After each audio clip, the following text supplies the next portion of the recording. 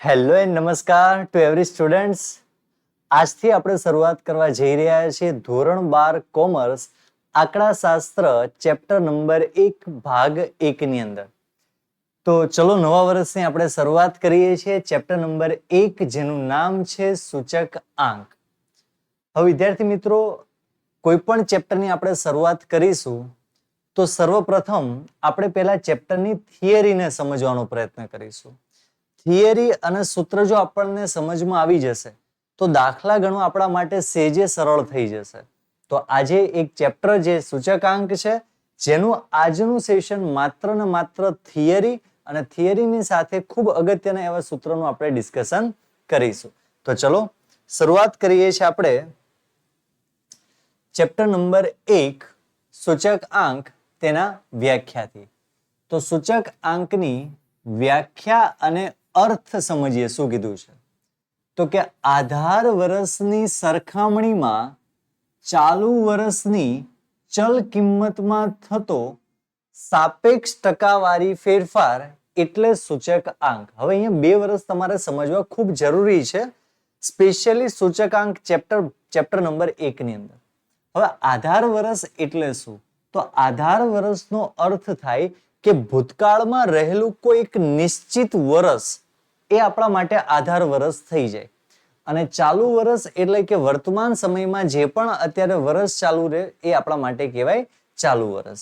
હવે એનો અર્થ એવો નથી થતો કે 2026 એટલે જ ચાલુ વર્ષ. એનો અર્થ એવો બિલકુલ નથી. ફોર એક્ઝામ્પલ હું તમને એક એક્ઝામ્પલ આપીને સમજાવું. જેમ કે અહીંયા તમને આપેલું છે 2016 અને આપેલું છે 2018.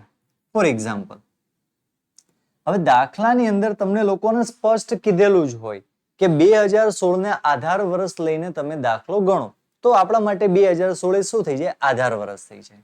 પણ જે સૌથી મોટું છે એના પછીનું એ હંમેશા આપણા માટે શું કહેવાય? ચાલુ વર્ષ કહેવાય. એટલે કે વર્તમાન સમયનું જે વર્ષ છે એ આપણું શું થઈ ગયું? ચાલુ વર્ષ. અને ભૂતકાળનું કોઈ વર્ષ હોય એ આપણા માટે શું થઈ જાય? તો કે આધાર વર્ષ થઈ જાય. ચલો ખ્યાલ આવી ગયો?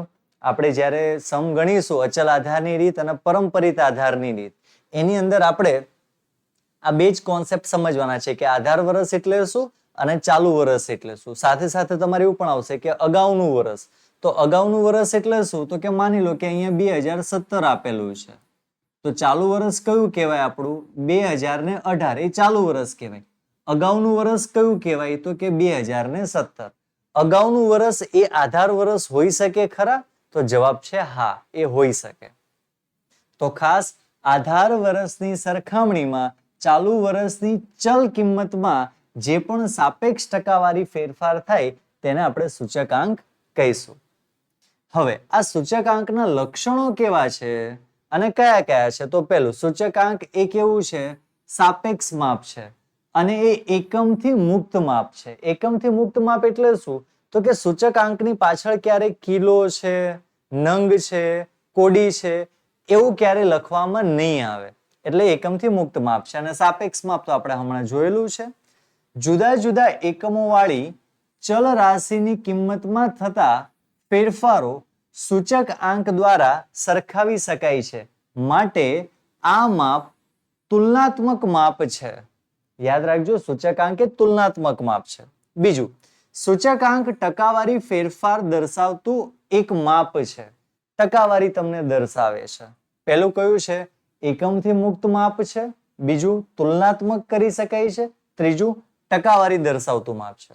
ચોથું, સૂચક આંક એક વિશિષ્ટ સરેરાશ માપ છે. તે સરેરાશના બધા લક્ષણો દર્શાવે છે. એટલે કે આ એક સરેરાશ માપ છે. એવરેજ ફાઇન્ડ કરે છે, કારણ કે સરેરાશના બધા જ લક્ષણો છે.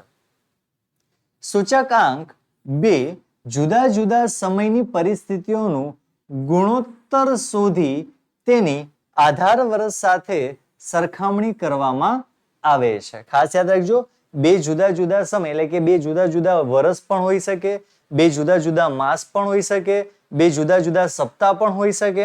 એનો ગુણોત્તર શોધી, ગુણોત્તર એટલે ટકાવારી શોધીને તેને આધાર વર્ષ સાથે સરખામણી કરવામાં આવે છે.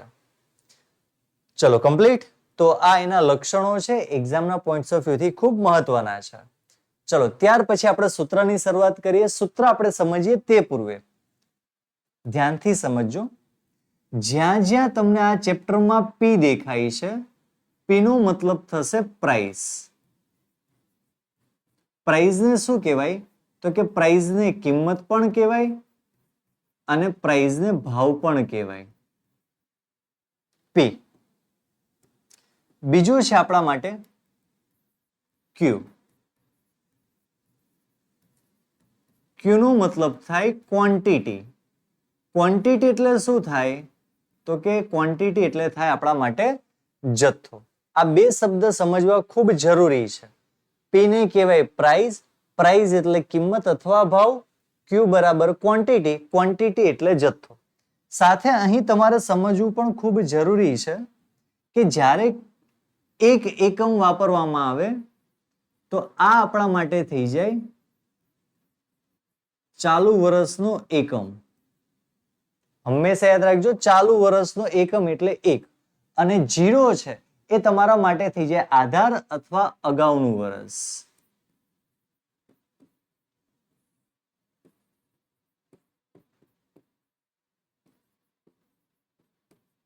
કમ્પ્લીટ.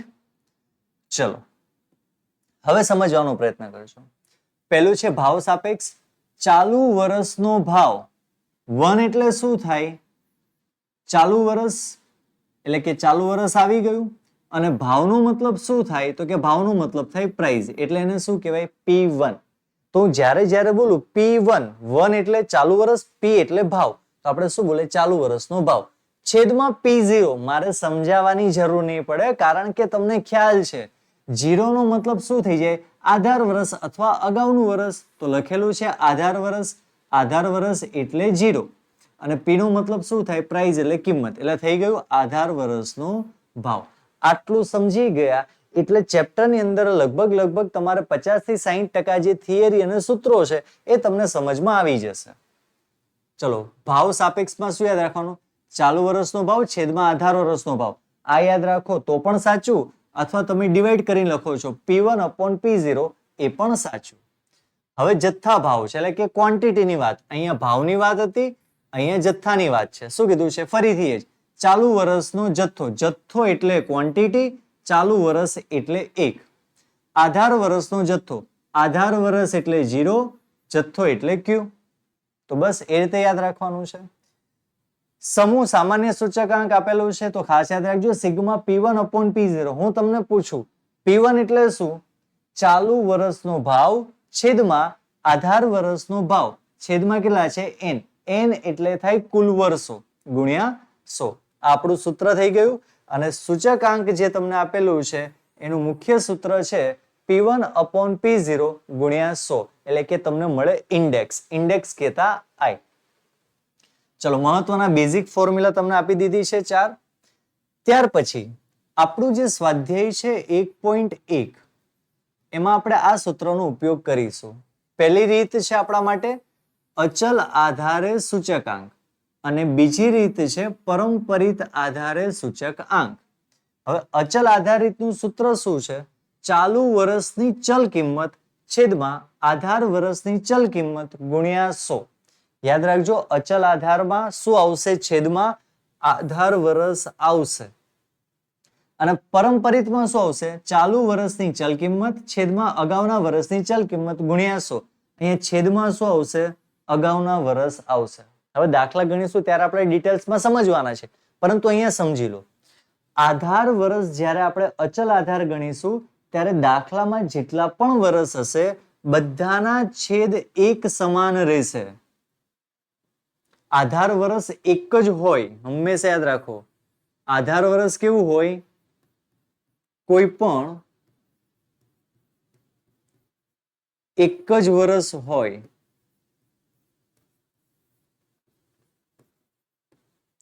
પરંતુ અગાઉનું વર્ષ બદલાતું રહે. તો ખાસ યાદ રાખજો અહીંયા છેદ દરેક વખતે બદલાશે જ્યારે પરંપરિત કરીશું ત્યારે. અને અચલ આધારનું જ્યારે આપણે કેલ્ક્યુલેશન કરીશું ત્યારે બધાના છેદમાં કિંમત એક સરખી રહેશે. કારણ કે આધાર વર્ષ કેવું હોય? કોઈ એક જ વર્ષ હોય. હા, એવું બની શકે કે દાખલાની અંદર તમને કદાચ 2 વર્ષ કે 3 વર્ષ કીધા હોય, પણ 2-3 વર્ષની કિંમત આપણે સાથે ન લખવાની હોય, એની આપણે સરેરાશ નીકાળવી પડે અને પછી એક મૂલ્ય મળે, એ મૂલ્ય એક સમાન હોય એ આપણે લખવાનું થાય. ચિંતા નથી કરવાની, દાખલા આવશે ત્યારે હું તમને સમજાવીશ, પણ અત્યારે ખાસ યાદ રાખજો, અહીં મૂલ્ય કેવું હોય? એક જ હોય. ચલો ત્યાર પછી પરિવર્તનના દાખલા છે. તો અચલ આધાર સૂચક આંકનું પરંપરિત આધારના સૂચકાંકમાં પરિવર્તન કરવાનું છે. ખાસ યાદ રાખજો, લખેલું છે અહીંયા, અચલનું શેમાં ફેરવવાનું છે? પરંપરિત. એટલે પરંપરિત આપણે શોધવાનું છે. અને અહીં શું છે? તો કે અહીં તમને આપેલું છે પરંપરિત આધારનું સૂચક આંકનું અચલ આધારના સૂચક આંકમાં પરિવર્તન. એટલે આપણે શોધવાનું શું છે? અચલ આધારે સૂચક આંક શોધવાનો છે. અને અહીં આપણે શું શોધવાનું છે? પરંપરિત આધારે સૂચક આંક શોધવાનો છે. ચલો, સૂત્ર બહુ સરળ છે, થોડો તફાવત છે. શું શોધવાનું છે? પરંપરિત. પરંપરિતનું સૂત્ર યાદ છે ને તમને લોકોને? બસ એ જ સૂત્ર, પણ અહીંયા ચલ કિંમત છે, જ્યારે અહીં તમારે વાપરવાનો છે સૂચક આંક શબ્દ. ચાલુ વર્ષનો અચલ આધારે સૂચક આંક છેદમાં અગાઉના વર્ષનો અચલ સૂચક આંક. અચલ આધારે સૂચક આંક આપેલો જ હશે, એનું આપણે શેમાં ફેરવવાનું છે? પરંપરિતમાં ફેરવવાનું છે. જ્યારે અહીંયા પરંપરિત સૂચકાંક છે, તો એનું સૂત્ર શું છે? ચાલુ વર્ષનો પરંપરિત આધારે, સાંભળજો, અગાઉના વર્ષનો અચલ આધારે સૂચકાંક. ચાલુ વર્ષનો પરંપરિત અને અગાઉના વર્ષનો અચલ આધારે સૂચકાંક છેદમાં 100. જો બંને અલગ અલગ છે, અહીંયા જે જવાબ મળશે ને અગાઉના વર્ષનો, એ જવાબ આપણે નીચે મૂકવાનો છે. એટલે ખાસ યાદ રાખજો, ચાલુ વર્ષનો પરંપરિત, અગાઉના વર્ષનો અચલ છેદમાં 100. તો આ આપણું સ્વાધ્યાય જે આપેલું છે 1.2, એના આ બે સૂત્ર થયા. ચલો ત્યાર પછી આવે છે આપણા માટે 1.3. એમાં મહત્વની 3 રીતો છે: લાસ્પેરની રીત, પાસેની રીત અને ફિશરની રીત. ત્રણેય સૂત્ર સમજવાના છે ને ત્રણેય એકદમ સરળ છે, એટલા અઘરા છે જ નહીં. ચલો પેલું લાસ્પિયર, જેને આપણે કહીશું IL, ઇન્ડેક્સ ઓફ લાસ્પિયર. આ સૂત્ર કઈ યાદ રાખવાની જરૂર નથી, તમારે ખાલી આ એક સૂત્ર યાદ રાખવાનું છે. કયું સૂત્ર છે? Sigma P1Q0 upon sigma P0Q0 ગુણ્યા 100. ચાલુ વર્ષનો ભાવ, આધાર વર્ષનો જથ્થો, ચાલુ વર્ષનો આધાર વર્ષનો ભાવ, આધાર વર્ષનો જથ્થો. ખ્યાલ આવી ગયો? 0 નો મતલબ થાય આધાર વર્ષ, 1 નો મતલબ થાય ચાલુ વર્ષ, ફરીથી P નો મતલબ થાય પ્રાઇસ, Q નો મતલબ થાય ક્વોન્ટિટી. ગુજરાતીમાં આપણે લખવું હોય તો ગુજરાતીમાં તમને બધાને આવડે છે. આને શું કહેવાય?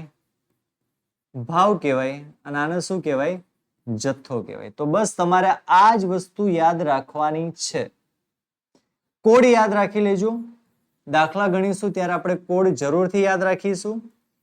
1000. બરોબર છે? 1000 એટલે શું? 1000 એટલે 1000 કોડ આપણે યાદ રાખવાનો છે. લાસ્પેરનો કોડ કેટલો? તો કે 1000.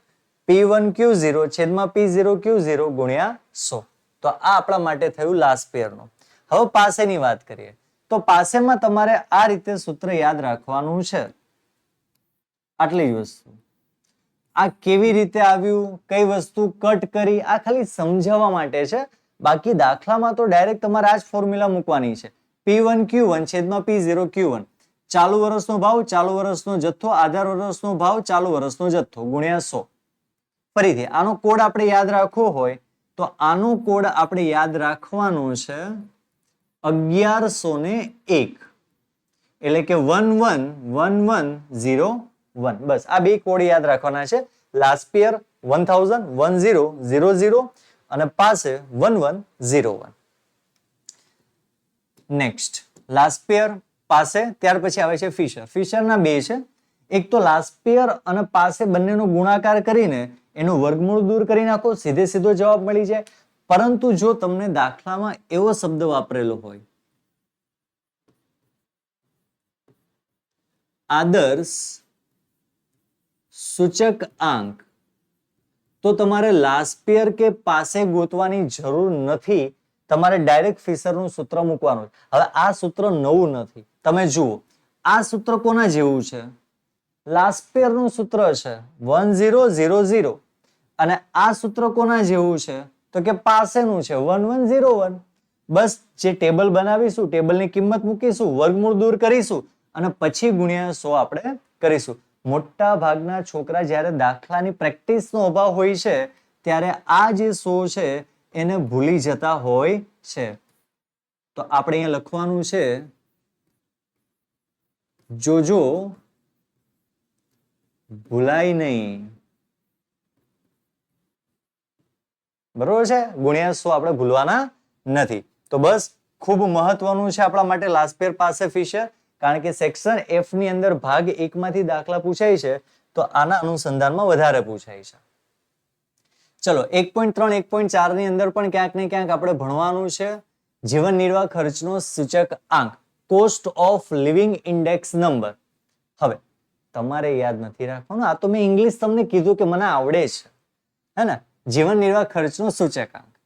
હવે જુઓ વિદ્યાર્થી મિત્રો, અહીંયા તમારે લોકોને કુલ ખર્ચની રીત આપેલી છે અને બીજી બાજુ આપેલી છે કૌટુંબિક અંદાજપત્રની રીત, જેનું બીજું નામ છે સાપેક્ષ કિંમતમાં ભારિત સરેરાશ. હવે કુલ ખર્ચની રીતમાં ધ્યાનથી સાંભળજો. જ્યારે દાખલાની અંદર આપણે દાખલો ગણીશું ને ત્યારે કુલ ખર્ચ આપેલો હશે, તો પહેલું કામ આપણે કરવાનું જોવાનું કે જ્યારે આધાર વર્ષનો જથ્થો એટલે કે Q0 જો દેખાતો હોય, દાખલાની અંદર Q0 આપણને હોય, તો સીધે સીધું આપણે લાસ્પિયરનું સૂચક આંકનું સૂત્ર મૂકી દેવાનું. આ જ તમારું કુલ ખર્ચનું સૂત્ર છે. યાદ રાખજો, કુલ ખર્ચ પૂછાય એટલે લાસ્પિયરનું સૂત્ર મૂકવાનું, પણ ક્યારે? દાખલામાં Q0 દેખાય તો. અથવા, અને નથી બોલતો, અથવા એટલે કે જો તમને ચાલુ વર્ષ Q1 દાખલામાં દેખાય તો તમારે પાસેનું સૂચકાંક મૂકવાનું છે. એનો અર્થ એવો થયો તમારે કાં તો Q0 હોય તો તમારે લાસ્પિયરનું સૂત્ર મૂકવાનું, અથવા Q1 દેખાય તો તમારે પાસેનું સૂચકાંક મૂકવાનું. એનો મતલબ કે બેમાંથી કોઈ એક જ સૂત્ર આવશે. મોટા ભાગે 90% કેસીસની અંદર તમારે લાસ્પિયરના સૂત્રનો ઉપયોગ વધુ થાય છે, પરંતુ એનો અર્થ એવો બિલકુલ નથી કે પાસે ન પૂછાય, એ પણ પૂછાય તો ખરા જ. ધ્યાન શું રાખવાનું?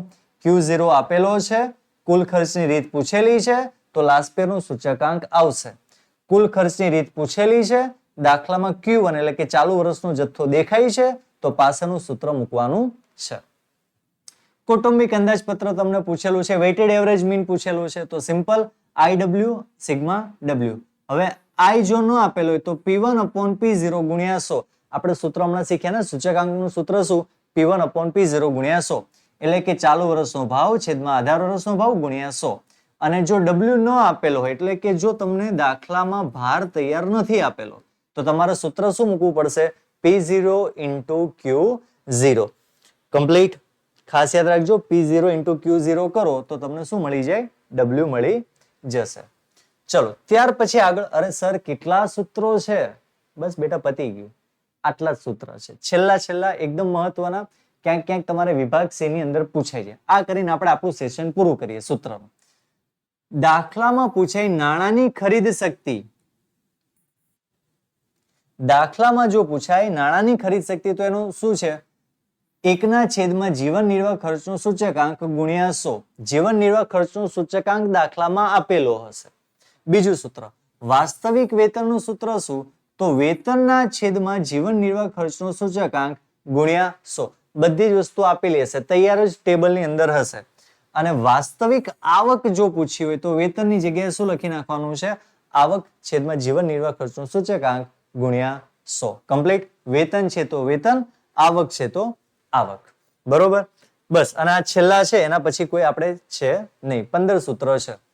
ફુગાવાનો દર, મોસ્ટ ઇમ્પોર્ટન્ટ. ફુગાવાનો દર વિભાગ B કે વિભાગ C ની અંદર તમારે પૂછાય છે. હવે ફુગાવાના દરની અંદર તમે જુઓ, ખાસ સમજજો, ચાલુ વર્ષના જથ્થાબંધ ભાવનું સૂચક આંક.